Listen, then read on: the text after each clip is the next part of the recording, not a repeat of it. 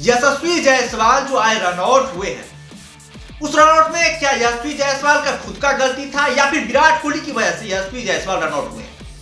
ये एक बहुत ही गहन चिंता का प्रश्न बन गया, क्योंकि आज जिस तरह से यशस्वी जायसवाल और विराट कोहली बल्लेबाजी कर रहे थे, काफी शानदार बल्लेबाजी कर रहे थे, बहुत ही जबरदस्त लय में दिखाई दे रहे थे, और उनकी बल्लेबाजी जो थी वो भारतीय दर्शकों के दिलों में एक उम्मीद जाकर रखी थी यार कहीं ना कहीं जो है भारतीय टीम इस मैच में इस जोड़ी की बदौलत कमबैक कर पाएगी। और जिस मूड में दिखाई देते यशस्वी जायसवाल, जिस तरह से उनका कॉन्फिडेंस दिखाई दे रहा था, आज उनके बैट से एक बार फिर से बड़े पारी आने की संभावनाएं साफ तौर पर झलक रही थी। वो कॉन्फिडेंस नजर आ रहा था, वो वाइवा नजर आ रहा था, जिस तरह से वो शॉट खेल रहे थे, काफी एग्रेसिव अंदाज में दिखाई दे रहे थे यशस्वी जायसवाल। उसके साथ साथ विराट कोहली भी काफी कमाल की बैटिंग कर रहे थे, जिस तरह से आज उनका नियंत्रण दिखाई दे रहा था, ऑफ स्टंप से बाहर जाते हुए गेंद को लगातार वो छोड़ रहे थे। ऐसा लग रहा था कि भाई विराट कोहली आज जो है ना, आज शतक से पीछे नहीं रहने वाले। दोनों ही बल्लेबाजों के बीच 100 रनों की साझेदारी ही पूरी हो चुकी थी। काफी शानदार स्थिति में थी भारतीय टीम। लेकिन भारतीय टीम के 51 रन के स्कोर पर एक में 2 विकेट गिर चुके थे। कप्तान रोहित शर्मा और केएल राहुल सस्ते में निपट गए। कप्तान रोहित शर्मा की बात करें तो भाई साहब उनका खराब फॉर्म जो है अब एक बहुत ही गहन चिंता का सवाल बन गया भारतीय टीम के लिए, भारतीय मैनेजमेंट के लिए। जिस तरह से रोहित शर्मा बार बार कोलैप्स कर रहे हैं, और इस मैच में तो उनका पोजीशन भी बदला गया था। ओपनिंग पोजीशन पर आए थे भाई साहब, लेकिन उस पोजीशन पर भी रोहित शर्मा कुछ कमाल नहीं कर पाए। उसके बाद से केएल राहुल को शुरुआत मिली तो केएल राहुल थोड़े बहुत अच्छी बल्लेबाजी जरूर की, 24 रन बनाए केएल राहुल, लेकिन वो भी आउट हो गए। उसके बाद से काफी शानदार बल्लेबाजी चल रही थी इन दोनों बल्लेबाजों के बीच में। बाकी सकारात्मक पॉजिटिव इंटेंट जो कहते हैं वो इंटेंट दिखाई दे रहा था। लेकिन होता ये है, जब भारतीय टीम का स्कोर 153 रन होता है तो वहां पर एक रन लेने के चक्कर में हम लोगों ने यशस्वी जायसवाल जैसे बल्लेबाज जो पिच पर सेटल हो चुके थे, इतनी दमदार बैटिंग कर रहे थे, इतनी जानदार बैटिंग कर रहे थे, उस बल्लेबाज को हम लोगों ने टेस्ट क्रिकेट में सिर्फ और सिर्फ एक रन लेने की वजह से खो दिया। और टेस्ट क्रिकेट में भाई एक रन के चक्कर में आउट होना मतलब आप समझ सकते हैं T20 में मेडन आउट खाने के समान है। उससे भी हम बुरा कहें तो उससे भी बुरा है। आप सुपर ओवर समझिए, सुपर ओवर में मेडन ओवर निकालना और टेस्ट मैच में रनआउट होना दोनों एक समान है। लेकिन आज फिर से यशस्वी जायसवाल रनआउट हो गए और ये बराबर दिखा है। भारतीय टीम जब शानदार पोजीशन में होती है तो या फिर एम्पायर की गलत वो डिसीजन आ जाता है, या फिर कोई हमारे बल्लेबाज रिव्यू नहीं देता, उसको लेकर के आउट हो जाता है, या फिर रनआउट होकर के पोजीशन चला जाता है। लेकिन आज जो रनआउट हुए हैं, जो दोनों बल्लेबाजों की तालमेल की कमी दिखाई दी, वो एक बहुत बड़ा सवाल बन गया। भाई आखिरकार दोष किसका था? क्या विराट कोहली का दोस्त था? क्या विराट कोहली की वजह से यशस्वी जायसवाल रनआउट हुए हैं?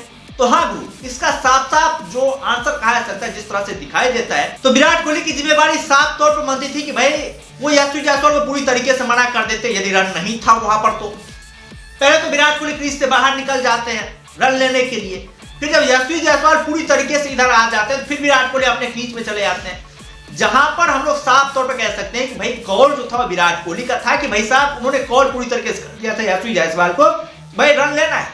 फिर उसके बाद से जो उन्होंने मना कर दिया, और मना करते ही जो है यशस्वी जायसवाल अपने क्रीज तक पहुंच नहीं पाए, उससे पहले ही जो ऑस्ट्रेलियाई खिलाड़ी के द्वारा रनआउट कर दिए गए और भारतीय टीम को एक तगड़ा झटका लगा, ऐसा झटका लगा जो कि भारतीय टीम को इस मैच में बहुत पीछे लेकर के चली गई। कहां पर हम लोग जो है 153 रन के स्कोर पर 2 विकेट गंवा करके खेल रहे थे। ऐसा लग रहा था कि भाई आज का दिन खत्म होने तक भारतीय टीम काफी शानदार सिचुएशन में होगी, भारतीय टीम काफी जबरदस्त पोजीशन में होगी। हम लोग जो है कल ऑस्ट्रेलियाई टीम के स्कोर को पार करते हुए शानदार स्कोर बना पाएंगे। हम ऑस्ट्रेलियाई स्कोर को जो है ना 474 रन जो ऑस्ट्रेलिया बना पाई, उस स्कोर को हम फाइट बैक दे पाएंगे। लेकिन यशस्वी जायसवाल के आउट होने के बाद जो है भारतीय टीम चरमरा सी गई। जो भारतीय टीम 153 रन के स्कोर पर 2 विकेट गंवा कर खेल रही थी, वो भारतीय टीम 159 आते आते जो है वो अपना 5 विकेट गंवा चुकी थी। और भारतीय टीम की ऐसी हालत हो गई है बॉस कि अब आप जिस तरह से भारतीय टीम की सिचुएशन है उसके आधार पर हम लोग कह सकते हैं फॉलोन यदि बचा ले हमारे बल्लेबाज तो वही एक बहुत बड़ा काम होगा कि भाई हमारी टीम फॉलोन से बच पाएगी। नहीं तो जिस तरह से आज खेल दिखाई दे रही थी, मतलब बहुत ही बुरा गया भारतीय टीम के लिए। आकाशदीप को नाइट वॉचमैन के तौर पर बुलाया गया, जो कि सबसे गलत फैसला था। भाई प्रॉपर बैट्समैन को ही आ जाना चाहिए था।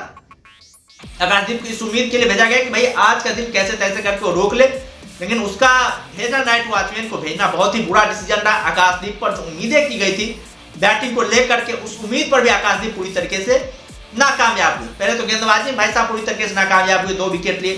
और गेंदबाजी में भाई साहब हम माने ना, एक जसप्रीत बुमराह ही दिखाई देते हैं उस टाइप के गेंदबाज जो कि विकेट लेने करीब पहुंचते या फिर ऑस्ट्रेलिया बल्लेबाजों को परेशानी में डालते हैं। बाद बाकी पूरी भारतीय टीम की आप बात कर लीजिए तो कोई ऐसा गेंदबाज दिखाई नहीं देता है जो कि ऑस्ट्रेलिया बल्लेबाज को परेशान कर पाए या फिर हमें जीत के करीब पहुंचा पाए या फिर उस टाइप का जो विकेट लेस के कोई ऐसा गेंदबाज दिखाई नहीं देता है। और ये एक बहुत ही चिंता का सवाल है, बहुत ही गहन डिस्कशन का वही सवाल है कि आखिरकार ऐसा क्यों हो रहा है, हमारे गेंदबाज इस तरह का कारनामा क्यों नहीं कर पाते हैं जो कि आईपीएल में इतना शानदार काम करते हैं, टी20 में इतना जबरदस्त करते हैं, लेकिन जब भी टेस्ट मैच आता है तो वहां पर हाफ जाते हैं हमारे गेंदबाज। जब बैट्समैन मार मार करके थक जाता है उसके बाद आउट होते हैं।